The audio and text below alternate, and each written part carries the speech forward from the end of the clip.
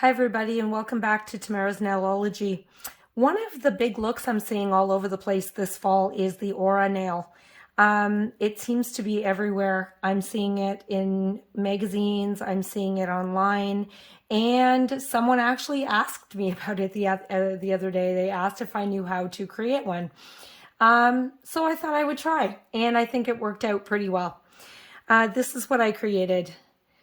Coupled with dark brown as a base, I think this is right on trend to be a huge look for the fall.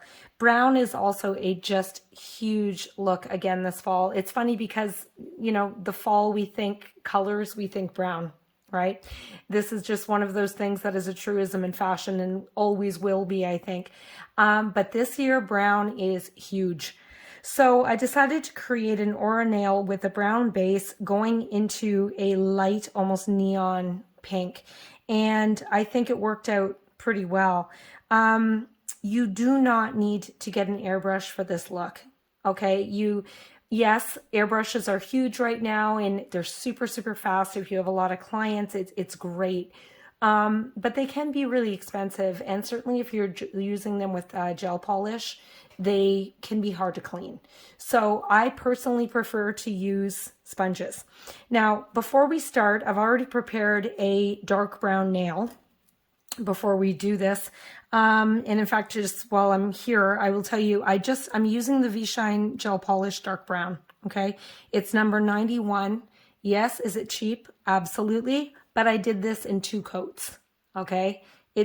I find it actually has excellent opacity. It's not streaky. It cures extremely well. So you know what? Sometimes more expensive isn't better. I've been using V-Shine products for a long time and I do like them. Okay, so I prepared a nail, but I want to talk first about sponges because not all sponges are created equal. For me, this is my go-to. I use these little sponges from Amazon and I bought some also from AliExpress, super, super cheap, okay? I use this for all of my ombres. I use them for the baby boomer look, for reverse gradients, okay? I love the shape of them. I love the fact that they're tiny and they fit really well on a nail and you have control over where your gel is going because, as we know, gel polish left uncured or left on the skin can cause you to have gel allergies, so we don't want that, okay? And they have an absolutely perfect porousness to use for gel polish, okay? They pick up exactly the amount of gel that you want, and they're easy to blot off so that you're using the exact amount that you need to do your gradient. The best part about these, I find, compared to some of the other sponges, is that you can really remove a lot of gel. You barely need to use any, first of all. And again, I often will use painting gels rather than gel polish because I just don't find gel polish is thick enough and does not have enough opacity to create a decent gradient. So you can really get a lot of polish off of it, gel polish, so that you can make a really beautifully blended gradient. You just have to go very, very lightly and it works absolutely beautifully with these. Now, for the other ones that I'm showing you, these, a lot of people use, these are sort of the pie piece shaped sponges. Okay, these ones I believe are I'm in Canada, so these are the Quo ones, okay? They're okay, but I find they pick up a lot of gel.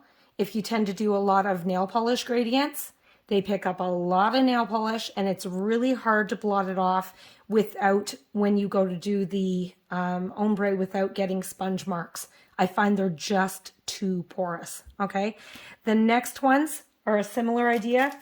These are by Equate, okay? They're not too bad. I like to use this edge of them sometimes to get into the corners if I'm doing an ombre because I can just gently, lightly get in there without getting it on the skin, which again, it's so important to not do that. And you can blot them fairly well, but again, I don't like them as much as I like my round ones. And these ones you can find, this is just an Amazon thing. I got a whole pack of them. They're by Hedium, it says. Okay, who knows what the actual company is, but I find that these ones you can see that they have barely any pores at all. Okay, so they don't pick up a lot, and if they do, they tend to leave a streakiness rather than an ombre look. So you really, it's very important that you also have the right sponge for you when you are trying to do this. And for me, I've been doing gradient a long time, even before it was popular.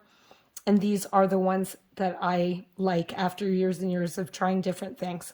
Okay, so now we're going to get into the actual doing the aura look. So I'm going to pop my little sponge into here, put this guy over here, and I'm also, we talked about gel polish. Again, please ignore my nails. They're a bit of a wreck right now. I have regular nail polish on them and it needs to be changed. I need a refill. I almost never handle gel without putting gloves on. Okay, certainly I never work on clients without putting gloves on. Okay, it's both a sanitary thing, but it's also, I have a deadly fear of getting a gel allergy and never being able to do this again. So I always recommend using gloves when you're working with any gel polish that you have to cure in a UV light. Okay, these are the colors that I've chosen for the interior of my ombre. Okay, so again, I'm starting with a very dark brown base. It's a nice reddish hue. I really like that. I'm using this for my first layer. Again, very cheap Amazon, but nice color. Okay, just called Clara Colors. It's almost a brick red. Sorry, I keep going out of the camera here. Almost a brick red. Okay, my next color will be this one. It's almost a neon hot pink. Okay, and this one is the lighter neon hot pink, because that is what is going to make that aura in the middle really pop. But you again want it to be a gradient, which is why I'm starting with the brick, because I want it to sort of come out of the brown a bit. Now, just to let you know, again, these Clara colors, they come in sets. I think they're a set of 10 for each set. This one comes from the Macaron set, and these two come from a set called Luminous. Again, readily available on Amazon, both CA and .com. Okay. Again, I have so many of these painting gels, from model ones to the Madame Glam ones. And, you know, I find myself reaching for the cheapies very often. Okay. So we're going to start our little process here. This actually goes quite quick once you have your base color on.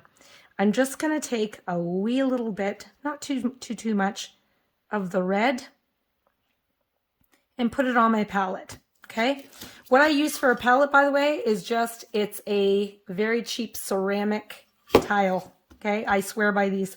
This thing would last me 100 years, and I could put acetone on it 100 times, and it certainly is not going to wear it out.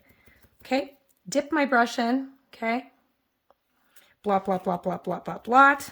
Love these for this. Come over here. We don't want too much. Okay, then I'm going to take my nail, and I'm just going to sort of work towards the center of the nail, coming towards the bottom, but I don't want to get it around the perimeter. We want to keep that perimeter. That's what's going to help give that aura look. And you can already see we're getting some color on there. Okay, now just for the purpose of this demonstration, and because it's such a small amount of gel polish, I'm not going to be wearing this. I'm just going to cure this up for 10 seconds. Okay, so while I do that, I'm just going to blot again. Okay, because we're going to do a couple layers of each. Let's put that back over here. My 10 seconds is up, and I'm going back in, same area. Okay, so you want to get towards the perimeter of that nail, but you don't want to go right to the perimeter. You want it to be in the center. Very light touch. Oh, I love these sponges for this. It just makes such an even ombre. They're just fabulous to work with. Okay, and now I think we have a proper outline for the nail.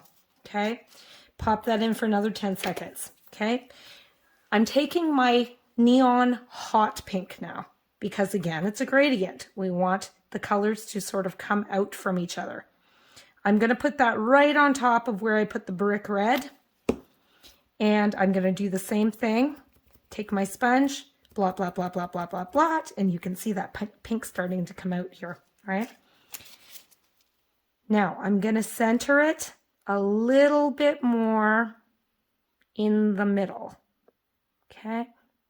Because we don't want to cover up the red that we just did. We just want to start getting a little bit of a different color, okay? There we go. Okay, so you can still see some of the red along the edges.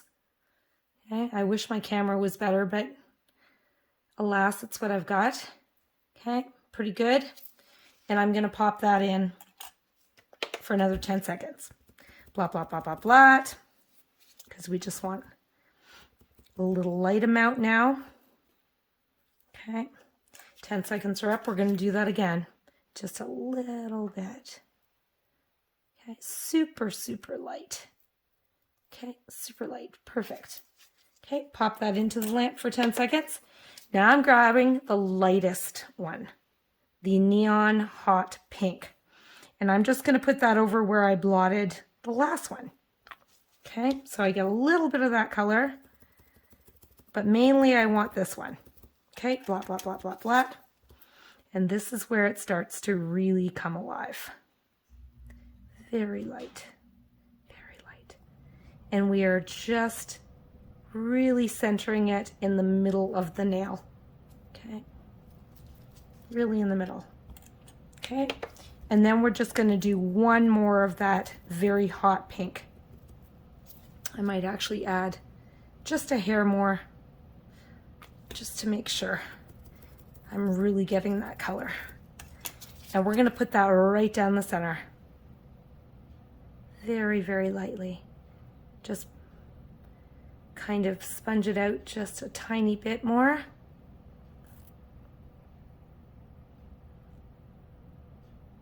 But that is pretty good.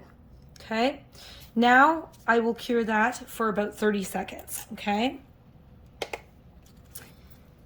And while we're doing that, I'm going to grab just a very cheap top coat. Okay, just for the purpose of the demonstration, just to show you how well it pops once we actually have the nail done. Okay, so we're just waiting. I'm just gonna take this out after 20 because again, I'm not wearing this nail and it's definitely cured enough. Now this is where the magic happens. We add that top coat and we get this beautiful effect. Okay.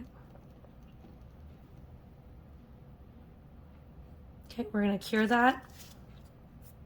And then I'll show you the finished result.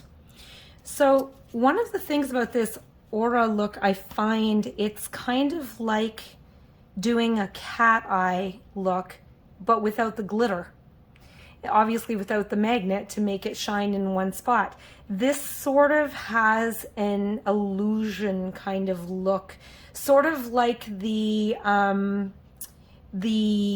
gradient that we're doing now, where you do like a vertical gradient and then you can do a French on the opposite end of that vertical gradient. These illusion sort of looks are very big now. And here we have, okay. See if you can see that. We have a lovely aura nail. It's as simple as that. So again, I highly recommend getting some very pigmented, very thick painting gels, okay, because they're great to work with. They're great for this, okay. Get these little sponges because this is the way to go for ombre. I have done so many ombre this way, I can't even tell you. I'm looking over at my collection of nails that I've done, and I've just done hundreds of different ombres, and I've done them all with these little brushes. So good luck. I find this is the easiest way for me.